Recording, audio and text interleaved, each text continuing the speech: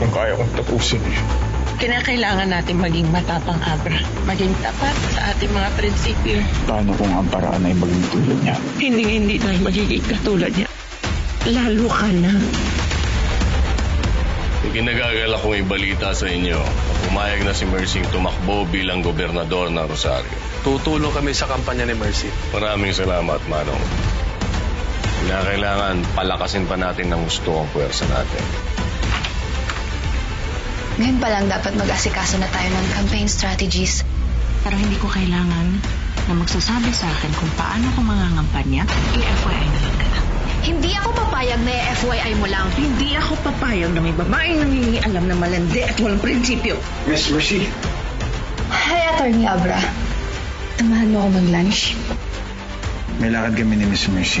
Si Attorney Abra ang kinuha kong campaign manager. Mukhang ibubuhos ng alamid ang lahat ng pera nila, masiguro lang na manalo ka. Kailangan natin siguraduhin na mananalo ka sa malinis na paraan. Hindi pwedeng maamoy ni Judge na babalik ka rin natin ng sitwasyon laban sa kanya. I know it's gonna be blood money, pero nasa sitwasyon na tayo na kailangan natin magtampisaw sa putikan. Pag nanalo na ako, lilinisin natin ang putik. By all means, Governor Mercy Balmores.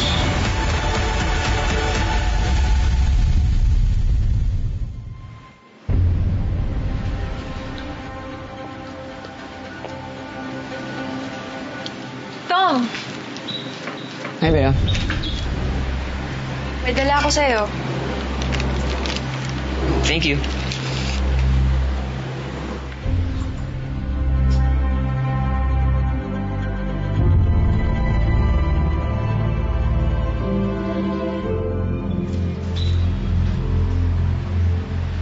Mukhang busy ka dyan, ah. Sa Prilo kasi, na-encourage kami na magbasa tungkol sa mga nangyayari sa bayan natin. Tama naman. Mag-election na ulit. Alam mo, karamihan ng mga tao ngayon, ayaw na nilang bumoto. Yung iba nga hindi na nag-register eh. Siguro pakiramdam nila baliwala na yung mga boto nila. Di lang siguro nakikita ng mga tao yung halaga ng bawat boto.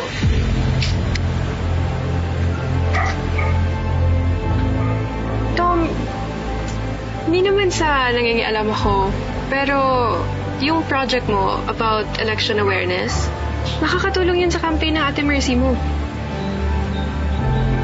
Pero ikaw, ano sa tingin mo? Hindi ako dyan.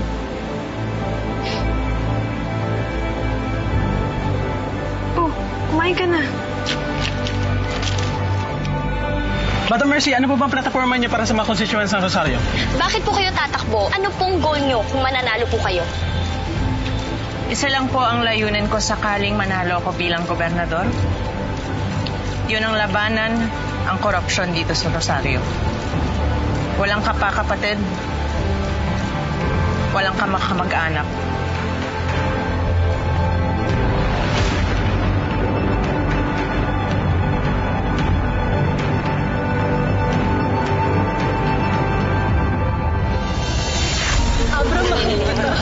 Babawiin ko sa lahat all costs. Ewan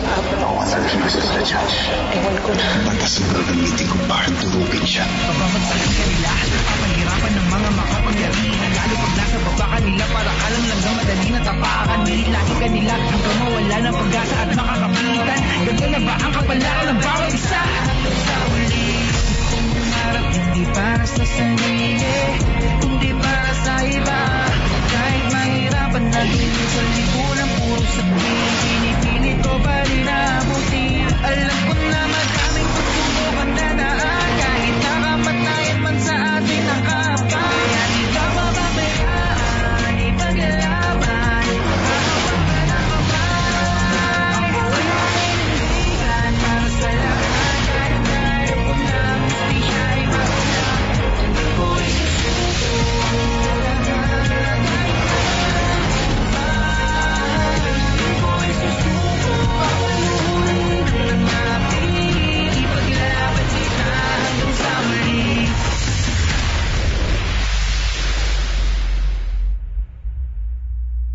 Kuya, Oh!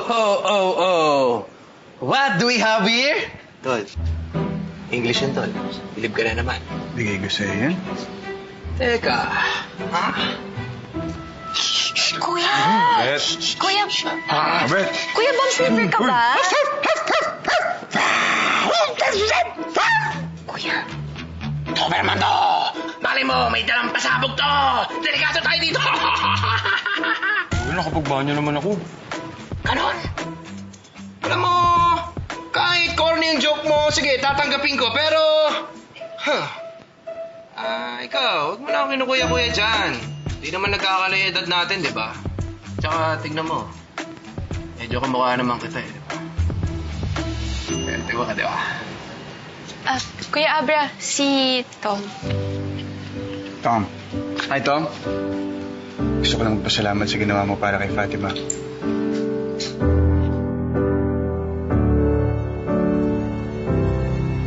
Bakit po kayo tatakbo? Ano pong goal nyo kung mananalo po kayo?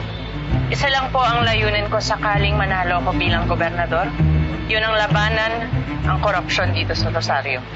Walang kapakapatid, walang kamag-anak. Nakita mo, Dad? Yan yung sinasabi ko sa'yo kanina pa. Ayaw niya akong sundin. Ayaw niyang sumunod sa utos mo. Mercy, upo ka.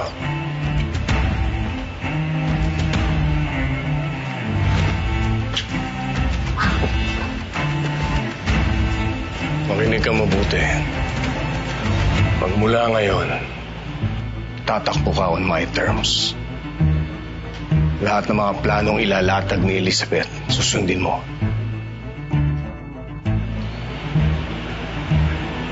No. Ayoko.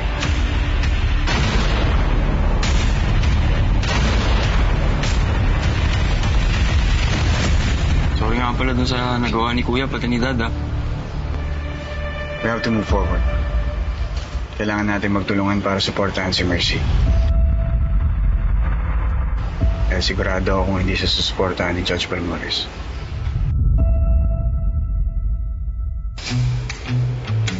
Okay? Siguraduhin mo lang, ha? Ayoko nang palpak dito. Huwag kang maglala. Disinvite. Baka may rabies lang. Kaya yung ugali mo. Gwapo ka pa naman. Sayang. Pumayag ako sa pagtakbo. Hayaan mo naman ako ngayon sa kung paano ako mananalo, Dad.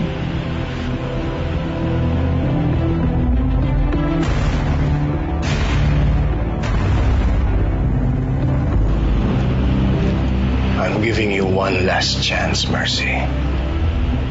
Sundin mo lahat ng mga sinasabi ko. Otherwise, mawawalan ka ng resources para manalo ka. Mananalo ako, Dad, sa tamang paraan. On my own terms. Aren't you proud? I'm living up to the Balmores name. Yung lumalaban. So, kinakalaban mo na ako ngayon.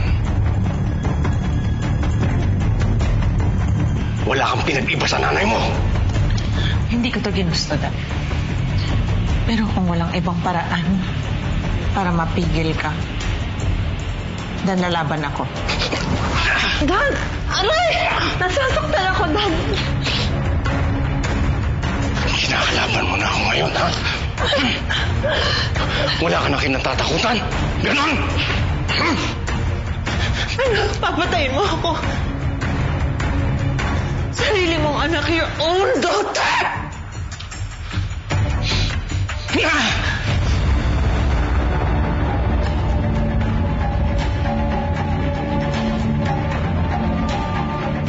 I know you can kill your own daughter. Dad, kalma. Masama sa'yo yan.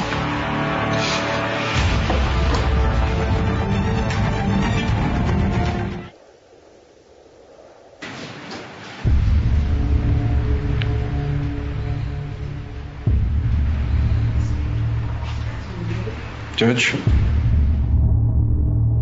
Tawag na po ako. Napapansin ko kasi mukhang binabaliktad na ni Mercy yung sitwasyon laban sa akin. So gusto kong sundan mo siya.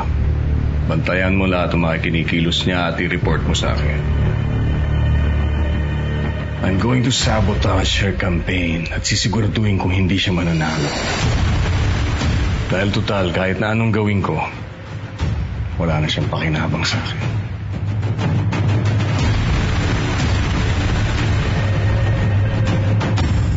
Can you do that for me?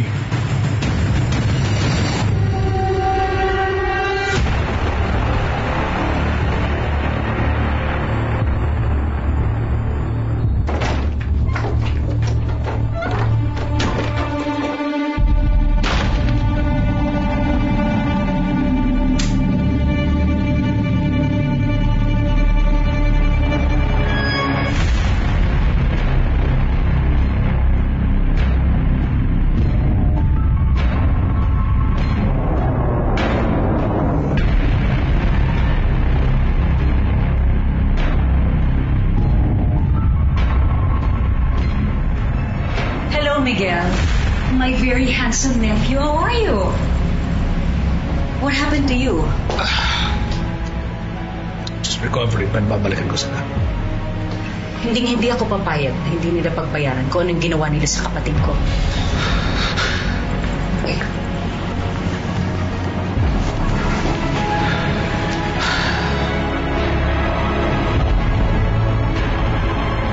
Wala na si Dad. I'm so sorry pero mabigat ang kalaban.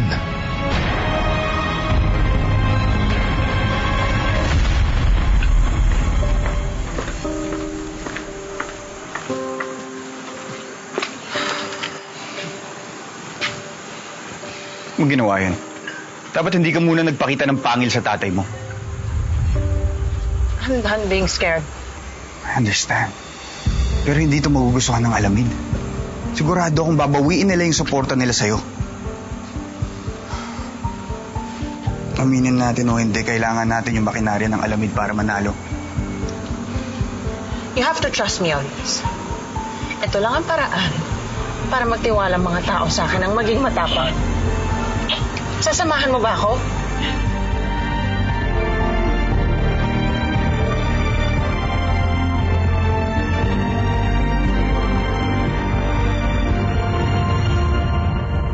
Sasamahan kita hanggang dulo.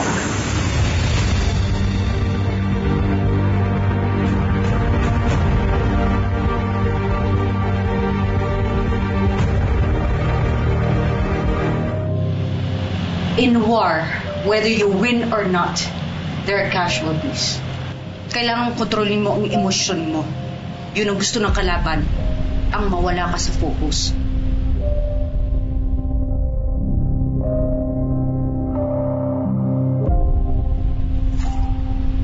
I don't know what to do anymore, Auntie Eunice.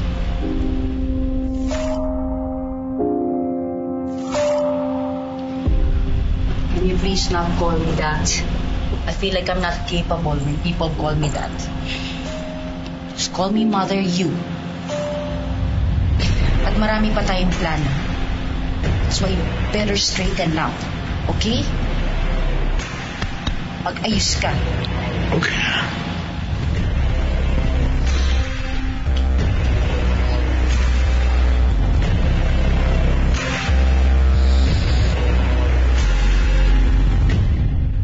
Anong sinabi sa'yo ni Dad? Gusto niyang report ko sa kanya ang bawat kilos mo habang nangangampanya. Mercy, hindi ka niya hahayaang manalo. Alam ko hindi ako titigilan ni Dad. Pero hindi ako natatakot sa kanya. Mas iniisip ko ang kapakanan ni Fatima. Dahil babanggain ko si Dad. At hindi ko siya aatrasan. Ayokong madamay si Fatima dito. Anong naisip mong gawin? Lumipat kaming dalawa ni Fatima ng bahay.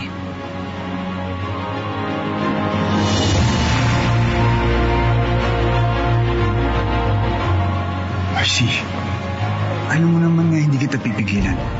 Unang-una, hindi ka papayagan ng tatay mo. Kaya iniisip ko rin kung anong pwede natin gawin para masiguro ang kaligtasan ni Fatima.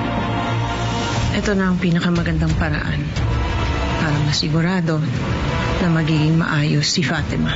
At kung gusto kong manalo sa eleksyon, hindi ko magagawa yun dito. Hindi ako makakapagplano sa bahay na to.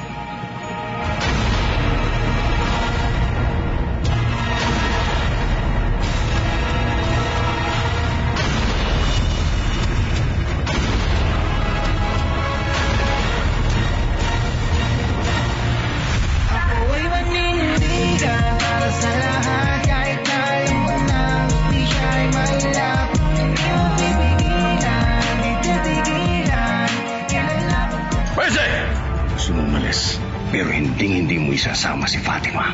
Mamamatay muna ako bago mo kami mapaghiwalay ng anak ko! Gusto kong mamatay si Balmores. Gusto kong buuin ang pamilya ko. Pagkakataon mo na makaganti kay Benito. Alam kong napakahirap yung pinagdadaanan mo eh. Nandito na ako at hindi na ako makakalis. Panahon na para makilala mo yung mga taong tutulong sa atin sa laban na ito. Nga pala, si Jane. Ay, Mercy. Tutulungan ka namin lahat. Salamat, Jane. Someone is backing up my daughter.